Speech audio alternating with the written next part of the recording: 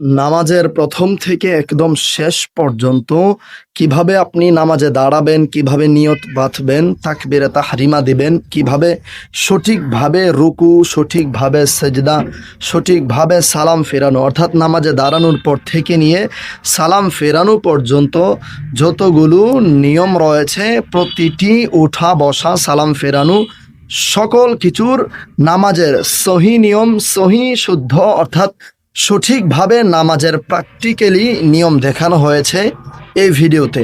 যারা সেই ভিডিওটি দেখেননি, এই ভিডিওর লিঙ্কে টাচ করে সে ভিডিওটি দেখে আসুন।